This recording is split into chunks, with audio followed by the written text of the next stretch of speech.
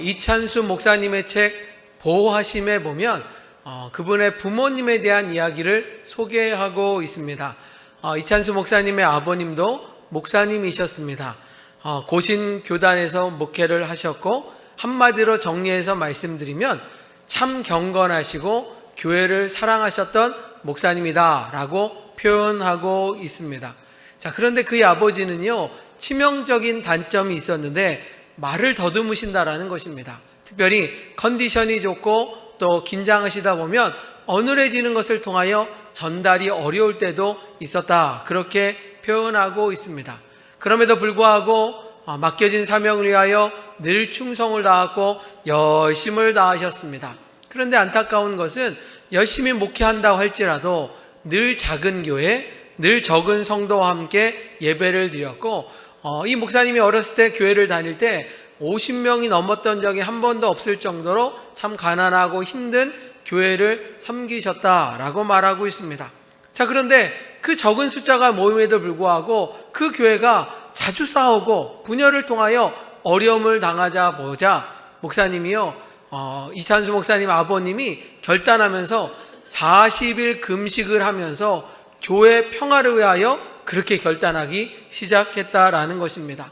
교회가 안정되고 하나님이 기뻐하는 교회가 되기 위해서는 교회가 평안해야 되는데, 이 작은 교회에서 분열과 아픔 가운데 고통당하는 그 모습, 하나님이 얼마나 힘들어 하실까 결단하는 마음으로 40일 금식을 통하여 교회가 평안해지기 위하여 기도하셨다라는 것입니다. 그런데 안타깝게 17일자가 되는 금식하는 날 그만 세상을 떠나고 말았다라는 것입니다. 목사님이 금식하다가 세상을 떠났다라고 말할 때 좋은 영향보다는 좋지 않은 이야기가 많았을 것입니다. 그 문제 가운데 자신의 개인적인 문제도 아니고 교회를 위하여, 하나님의 영광을 위하여 금식하다가 세상을 떠났다고 하니 좋지 않은 소문과 함께 교회 가정적으로 어려움을 당할 수밖에 없었습니다. 이찬수 목사님도 어렸을 때는 그 얘기 가운데, 그 일 가운데 하나님을 이해할 수가 없고 원망하고 불평하기 시작했습니다. 교회를 위하여 그렇게 섬겼는데 왜 하나님이 지켜주지 않을까? 하나님이 살아계시면 이런 일이 일어날 수 있을까라는 마음으로 오히려 마음에 불편함이 있었다라는 것입니다. 자, 그런데 그런 상황 가운데 유독 이해가 되지 않는 한 분이 있는데 그게 바로 어머니라고 표현하고 있습니다. 아버지가 돌아가시고 교회가 어려움을 당하고 있는 상황 가운데 어머니는 하나님 앞에 불평하지 않았다라는 것입니다. 싸늘한 죽음 앞에 있는 남편을 바라보면서도 하염없이 울었지만 하나님 앞에 원망하고 불평하지 않으며 그렇게 그 어려운 고비를 지나가게 되었다라는 것입니다. 그렇게 장례식을 마치고 나서 얼마 지나지 않아 이 어머니가요, 아들이었던 이찬수 목사님한테 이렇게 얘기합니다. 너희 아버지는 교회를 참 사랑하신 훌륭한 목사님이신데 하나님께서 일찍 데려갔으니 그 믿음의 열매를 맺을 수 없었구나. 대신 네가 아버지의 길을 이어서 목회자의 길을 가고 하나님께 영광을 올려야 된다라고 말하는 것입니다. 자기는 하나님을 이해하지 못하고 아버지를 먼저 데려가는 것에 대하여 속상하고 불평하고 있는데, 아니 어머니는 딴 얘기를 합니다. 그 아버지를 위하여, 가정을 위하여, 하나님 영광을 위하여 자신이 목회자가 되라 라고 말씀하시니 이해가 되지 않고, 그리고 오히려 반항하였다라고 말하고 하였습니다. 그래서 이찬수 목사님은요, 일반 대학교를 미국에서 다니고 나서 그냥 일반적인 생활을 하려고 했지만 어머니의 그 강력한 기도는 그의 마음을 움직이게 되었고 다시 한국에 와서 신학교를 다니며 목회를 시작하였다라고 말하고 있습니다.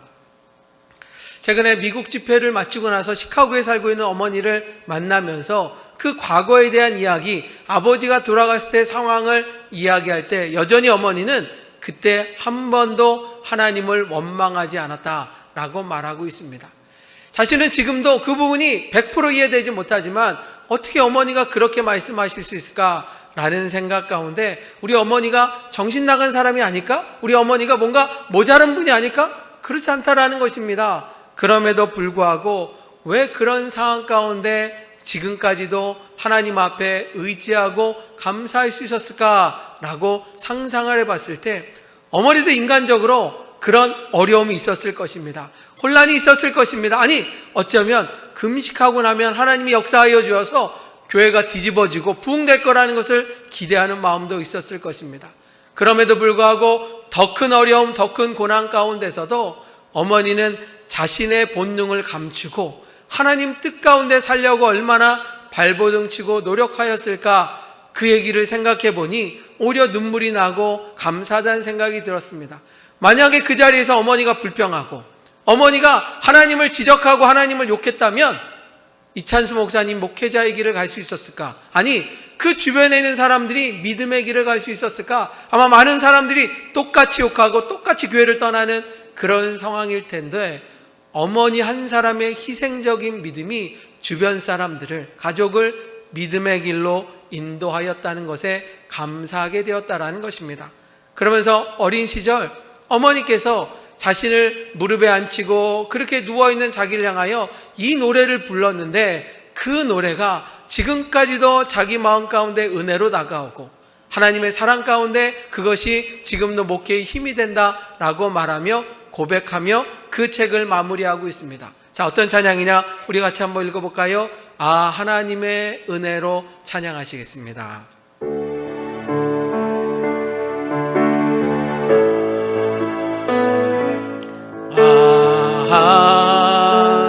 하나님의 은혜로 있을 데 없는 자,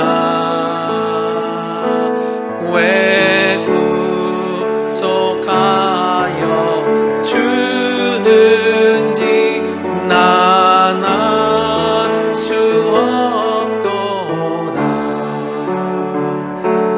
내가 믿고 또 의지함은 내 모든 형편 살아있는 주님 늘 보호해 주실 것을 나는 확실히 아네. 왜 내게 굳세 믿음과 또 복음 주셔서 내 마음이 항상 편한지 난 알 수 없도다. 내가 믿고 또 의지함은 내 모든 형편 아시는 주님 늘 보호해 주실 것을 나는 확실히 아네. 왜 내게 성령, 왜 내게 성령 주셔서 내 마음 감동해. 주님 예수님 하는지 난 알 수 없도다. 내가 믿고 또 의지함은 내 모든 형편 아시는 주님 늘 보호해 주실 것을 나는 확실히 아네. 현실적인 상황을 부르면 이해가 되지 않고 속상한 면도 있지만, 그러나 내 형편을 아시는 주님이 반드시 나를 좋은 길로, 은혜의 길로 인도하는 믿음 가운데 하나님을 의지하는 어머니의 고백이 그 목사님의 마음을 움직였다라고 말하고 있습니다. 그렇게 아버님 목사님이 돌아가신 뒤에 풍랑은 잠잠하지 않았습니다. 오히려 아버님이 돌아가시니 사택에서 나와야 되고 길바닥에 나앉게 되는 더 끔찍하고 어려운 일이 벌어지게 되었습니다. 죽을 고생 가운데서도 어머니가 그 모든 일을 감당해야 되니 참 힘들고 고난의 여정을 걸을 수밖에 없었지만, 그러나 그 목사님이 바라보는 어머니는 여전히 주님을 신뢰하고 의지하고 주님을 사랑하는 어머니로 기억했다라는 것입니다. 그러면서 책은 강조합니다. 우리가 신앙생활하면서 우리의 관점으로 살다 보면 하나님의 뜻을 이해하지 못할 때가 있는데, 믿음 생활은 무엇이냐? 내 관점을 내려놓고 하나님의 관점으로 바라봐야 된다라는 거 고백하고 있습니다. 어느 날 이찬수 목사님께서 꿈속에서 잠이 들었는데 꿈을 꾸었습니다. 그때 예배당에서 금식하는 아버지의 모습이 보였습니다. 하루하루 힘들게 금식하는 그 모습 가운데 기도하는데, 바로 예배당 뒤쪽에서 예수님이 그 아버지를 바라보며 박수치고 있다라는 것입니다. 그리고 그동안 수고 많았다 하고 칭찬하는 그 모습을 보면서 위로함을 받고, 그러면서부터 목회 길이 열리기 시작하여 지금은 한국교회에서 가장 대표적인 목사님이 되지 않았습니까? 그 모든 것이 자신의 능력, 자신의 큰 것이 아니라 바로 아버지가 뿌렸던 그 씨앗이 자에게 놀랍게도 형통하게 이루어져서 열매 맺는 축복의 아들이 되었음을 고백하고 있습니다. 사랑하는 성도 여러분, 우리가 뿌려진 씨앗은요, 땅에 떨어지는 것이 아니라 하나님 앞에 상달될 줄 믿습니다. 그것이 내 세대 때 열매가 맺을 수도 있고요, 다음 세대, 그 다음 세대에 이루어지는 거지만, 분명히 중요한 것은 무엇입니까? 하나님은 살아계시고 우리의 믿음을 바라보고 인도하여 주신다라는 것입니다. 사랑하는 성도 여러분, 우리 믿음의 사람들은요, 내 신앙으로 끝내는 것이 아니라 다음 세대, 그리고 내 가족, 내 친척이 복음을 듣고 믿음으로 갈기를 원하신다라고 알고 계십니까? 우리 주님이요, 성경을 보세요. 아브라함 시대로 끝내지 않았습니다. 아브라함을 통하여 이삭과 요셉과 그 후손들이 하나님을 바라보며 믿음의 길을 갖기를 원하고, 여러분뿐 아닙니다. 여러분이 권사님으로 끝나는 걸로 만족하는 것이 아니라 여러분 자녀들이, 후손들이 믿음의 가정, 믿음의 가문을 만들기를 원하는 것이 주님의 뜻이라는 사실을 기억하며 오늘 다시 한번 도전을 받고 결단하는 믿음의 성도가 되기를 간절히 소망합니다. 자, 오늘 말씀은요, 창세기 12장부터 시작됩니다. 어느 날 하나님이여 아브라함을 부르셨습니다. 그리고 순종해라, 따르라, 가라. 그리하면 내가 너에게 복을 줄 것이다. 너 후손들에게 내가 큰 축복을 줄 것이다 라고 말하고 있습니다. 그러자 아브라함이 이렇게 말합니다. 하나님, 저는 자식이 없는데 어떻게 내 후손들이 복을 받습니까? 번성해집니까? 라고 할 때, 하나님의 때가 되면 너에게 자식을 줄 것이다 라고 말씀하셨습니다. 하나님의 말씀에 기도하였고 기대하였고 순종하였던 아브라함은요, 그 지시한 땅에서 25년이 살았을 후에 그 자식을 얻게 되었습니다. 즉 아브라함이 100세가 되었을 때 사랑하는 아들 이삭을 낳게 됩니다. 그러면서 그 아들을 얼마나 사랑했을까요? 우리가 20대, 30대 자식을 낳는 것보다도 100세의 자식을 낳았으니 아마 그 자식을 정말로 업어가며 너무 이뻐하며 그렇게 키웠을 것입니다. 그래서 그랬을까요? 하나님보다도 아들을 사랑하는 그 모습 가운데 하나님은 그 신앙을 시험하기 위하여 어느 날 이렇게 얘기합니다. 아브라함아, 너가 가장 사랑하는 아들을 제물로 바쳐라. 하나님이 원하신 뜻은 네 아들을 제사하여 제물로 바치는 것이다 라고 말하였습니다. 말도 안 되는 일이었습니다. 상상할 수도 없는 일입니다. 그 아들을 죽여서 어떻게 제물로 바치겠습니까? 하지만 성경을 보면 아브라함은 주님의 뜻이니 내 생각으로는 이해할 수 없고 내 생각으로는 따를 수 없지만 하나님의 명령이니 나는 순종하겠습니다라고 그 아들을 모리아산에서 죽이고 제사로 바치려는 그 자리 가운데 하나님은 여호와 이레셨죠. 순양을 준비하셨고 아들을 대신하여 그 순양을 제사드리며 예배를 드리게 됩니다. 자, 그러자 주님은 그 아브라함의 믿음을 통하여 이렇게 복을 내려주셨습니다. 같이 읽어볼까요? 창세기 22장 17절 말씀 같이 읽어봅니다. 시작. 내가 내게 큰 복을 주고 크게 번성하여 하늘의 별과 같고 바닷가의 모래와 같게 하리니 내 씨가 그 대적의 성문을 차지하리라. 아멘. 하나님을 사랑하고 순종하는 너에게 큰 복을 주며 네 후손들에게도 내가 복의 복을 더할 것이다 라고 말씀하여 주셨습니다. 바로 주님은요, 우리를 그렇게 사랑하여 주셔서 복 주시고 은혜 더하시고 놀라운 일을 행하여 주심을 성경이 말씀하고 있습니다. 그렇게 오늘 본문 24장으로 가면요, 어린 아이 이삭이 성인이 되었고요, 때가 되어서 아브라함이 이삭의 부인, 며느리를 구하고자 하는 이야기가 오늘 성경 가운데 나와 있습니다. 자, 지금 아브라함은요, 가나안 땅에 살고 있습니다. 그런데 이 가나안 땅에 살던 아브라함도요, 주변을 바라보면 예쁜 여인이 있었겠죠. 그리고 적합한 여인이 있었겠죠. 아들 이삭에게 딱 맞는 여인이 분명히 있었을 것입니다. 그런데 이 아브라함은요, 종을 불러서 명령하기를 너는 이 가나안 땅이 아니라 저 유대인들이 머물고 있는 그 땅으로 가서 여인, 며느리를 삼을 수 있도록 찾아내야 라고 된다 라고 말씀하고 있습니다.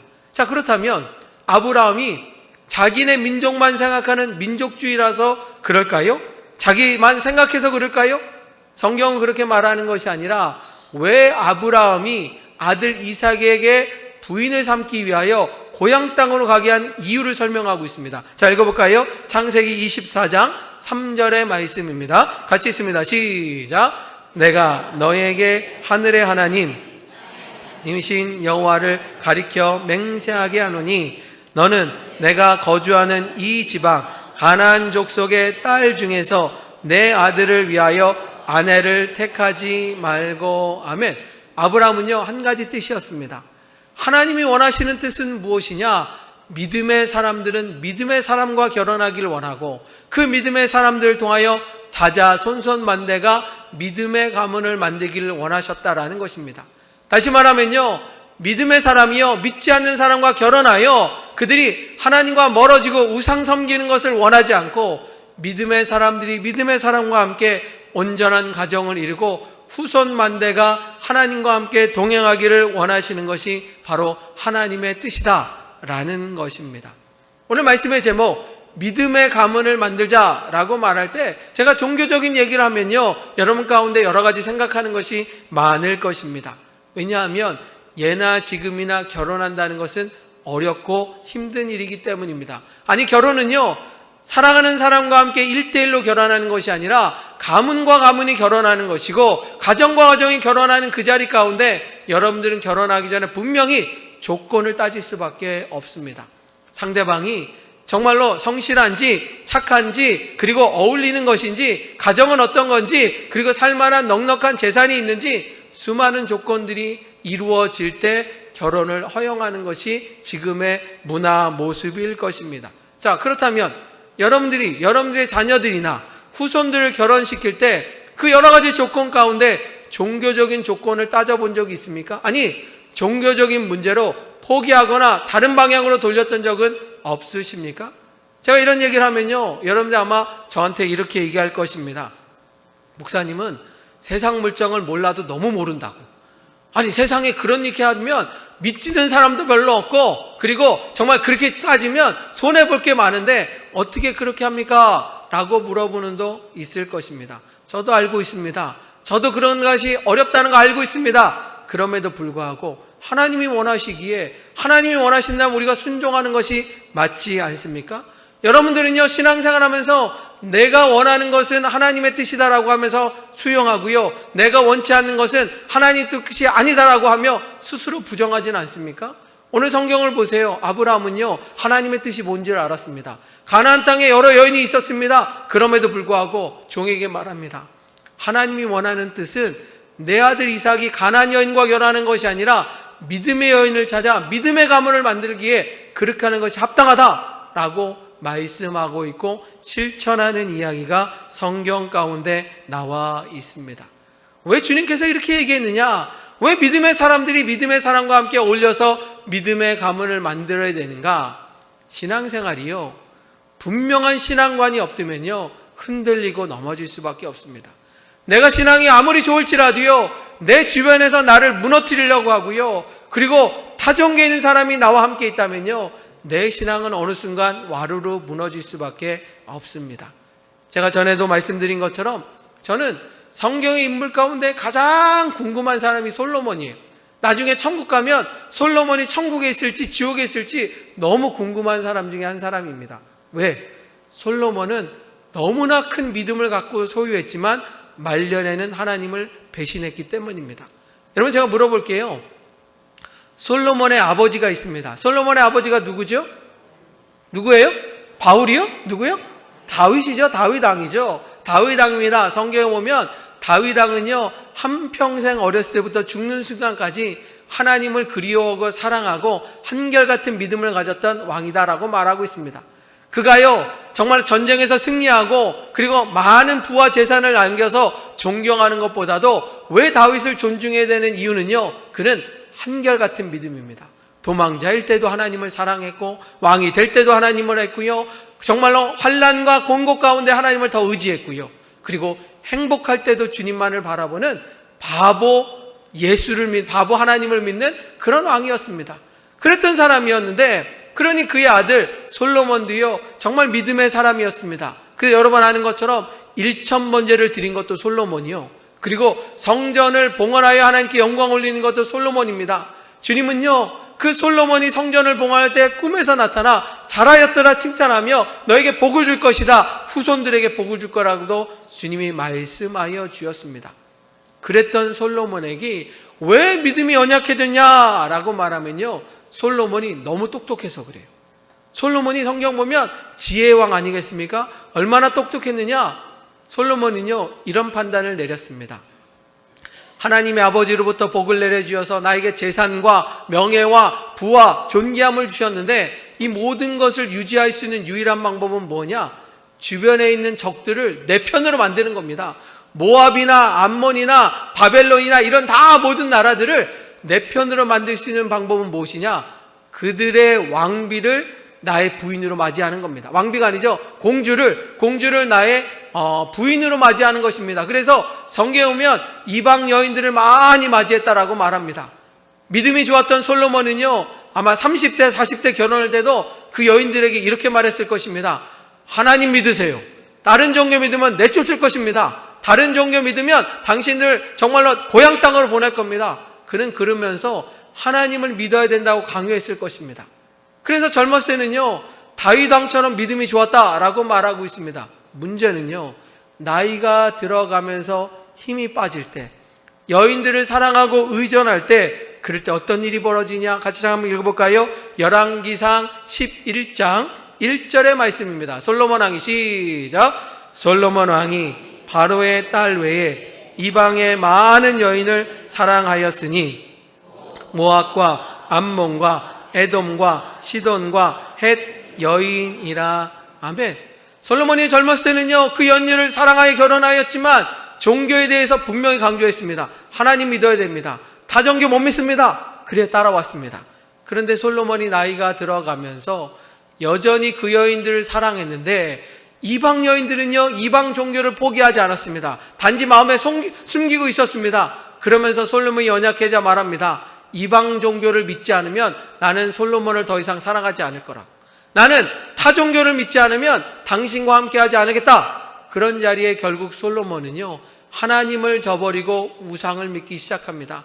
하나님을 저버립니다. 하나님이 경고합니다. 솔로몬아, 왜 그러느냐? 내가 너에게 평생 이렇게 사랑해주고 널 의지하는데 나를 바라봐야 되지 않느냐? 솔로몬은 하나님을 저버리고 끝내 믿지 않는 자가, 배반하는 자가 되었음을 성경은 말씀하고 있습니다.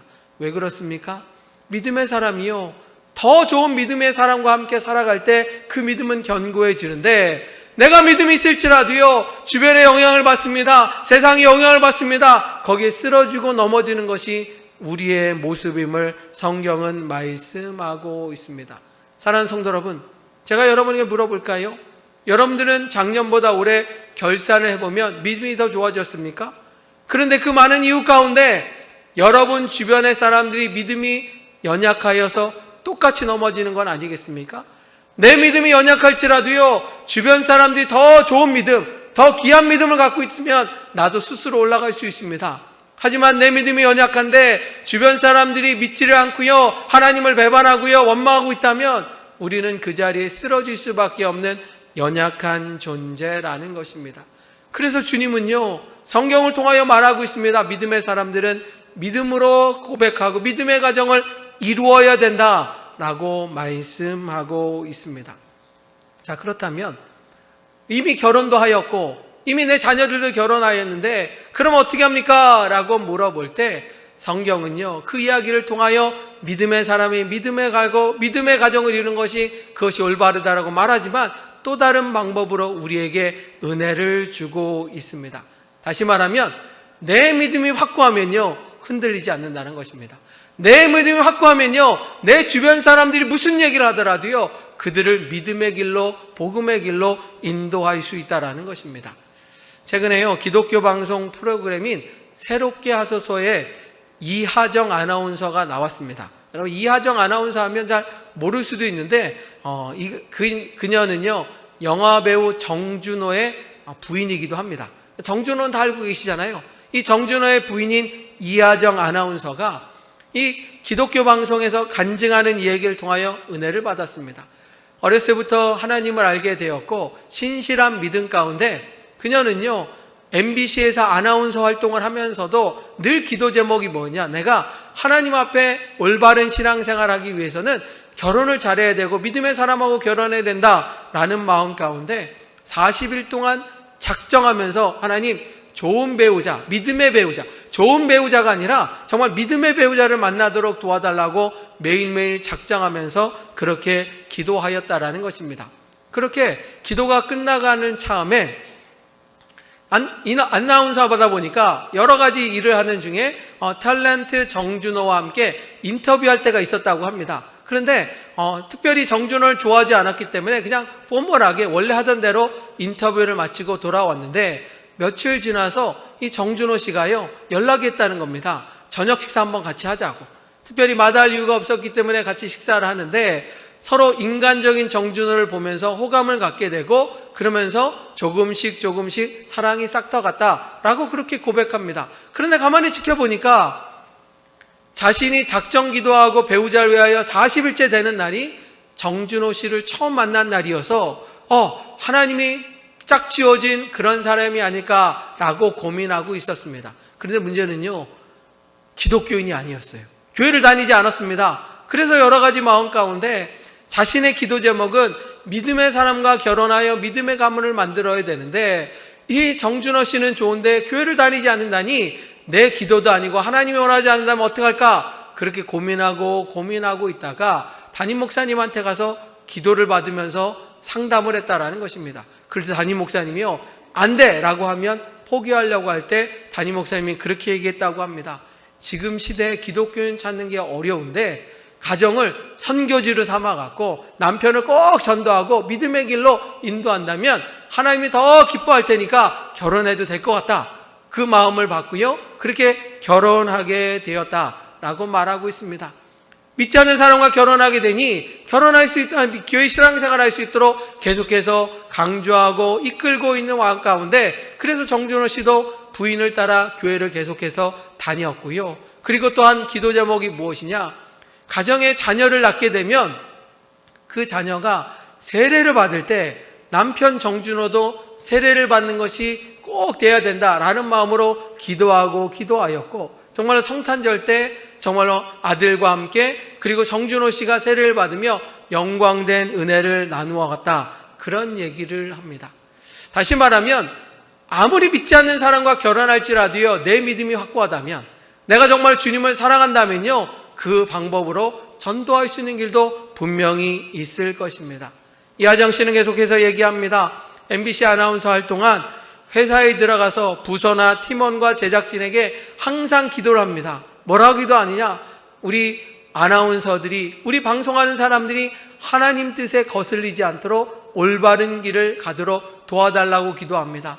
또 어쩔 수 없어서 숙직을 하게 되면 그 숙직할 때마다 그 앉아있는 의지를 바라보며 한 사람 한 사람을 놓고 기도했다고 합니다. 하나님께 영광이 되도록, MBC가 하나님께 영광이 되도록, 여기 있는 사람들이 바른 길로 가다고 그렇게 기도했다라는 것입니다. 자, 그러면서 그 진행자가요, 마지막으로 이하정 아나운서를 향하여 당신의 첫 번째 기도 제목은 뭡니까? 라고 물어보니까요, 이렇게 말합니다. 잘 먹고 잘 사는 것도 아니고요. 남편이 정말 인기가 많아지는 것도 저의 첫 번째 기도 제목이 아닙니다. 저의 첫 번째 기도 제목은 주님 앞에 부끄럽지 않은 신앙인이 되는 것이 저의 첫 번째 기도 제목입니다. 제가 지금도 열심히 믿음의 길을 하는 다른 이유가 아니라 잘 먹고 잘 사는 것이 아니라 언젠간 주님을 바라보고 만날 때 주님 앞에 부끄럽지 않는 칭찬받는 신앙인이 되고자 하는 것이 저의 첫 번째 기도 제목입니다. 이렇게 고백하는 것입니다. 사랑하는 성도 여러분, 제가 한번 여러분에게 물어볼까요? 여러분의 첫 번째 기도 제목 뭐예요? 아마 여기 있는 분 다 99%는 내 자녀, 내 사업장, 내 일터, 그게 아마 첫 번째 기도 제목일 것입니다.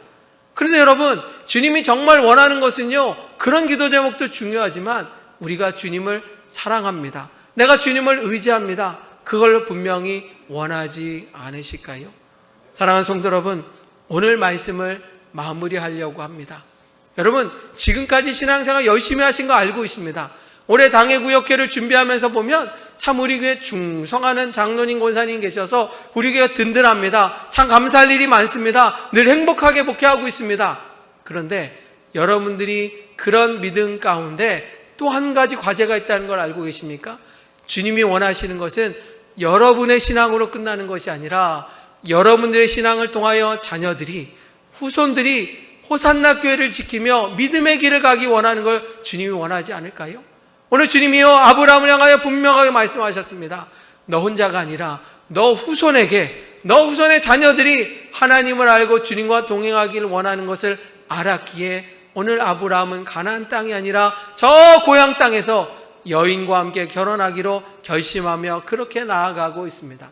사랑하는 성도 여러분, 여러분들의 자녀들이요, 말을 듣지 않는 것도 알고 있습니다. 자꾸 말할 때마다 잔소리한다라고 하는 것도 알고 있습니다. 그렇다고 포기하시면 안 됩니다. 왜? 하나님의 뜻은요, 여러분과 여러분들의 자녀들을 통하여 믿음의 가문을 만들기를 원하시는 것이 주님의 진짜 뜻하고 바라는 길이라는 사실을 기억하시면서 우리 믿음의 성도들, 하나님의 뜻을 따라, 그리고 내 세대뿐만 아니라 다음 세대까지 믿음의 길을 가도록 우리 함께 열심을 다하고 기도하며 하나님의 뜻 가운데 거하는 우리 호산나 모든 성도가 되기를 주님의 이름으로 축원합니다. 뿐만 아니라 내 자녀뿐만이 아닙니다. 내 주변에 있는 사람들에게 나의 선한 영향을 통하여 그들이 믿음의 길로 갈 때 주님은 그 길을 기뻐하신다라는 것입니다. 저는 이 말씀을 마무리하면서 그 생각을 해봤습니다. 만약에 그 이찬수 목사님의 어머니가 끔찍한 일을 통하여 하나님을 원망했다면, 아니 교회를 포기했다면 그 다음 세대가 하나님을 믿을 수 있었을까? 이찬수 목사님이 그렇게 큰 교회를 할 수 있는 축복을 누릴 수 있었을까? 절대로 그럴 수 없다라는 것입니다. 사랑하는 성도 여러분, 여러분들의 진실된 믿음, 여러분의 주님을 사랑하는 믿음 가운데 그 믿음이 자녀들에게, 주변 사람들에게 전해지고, 그리하여 그 주변 사람이 여러분을 통하여 믿음의 길을 갈 때 바로 주님이 그것을 통하여 은혜를 더하시고 기뻐하신다는 것을 기억하시면서 우리 다시 한번 도전하고 믿음의 길을 걷는 우리 호산나 모든 성도가 되기를 주님의 이름으로 축원합니다.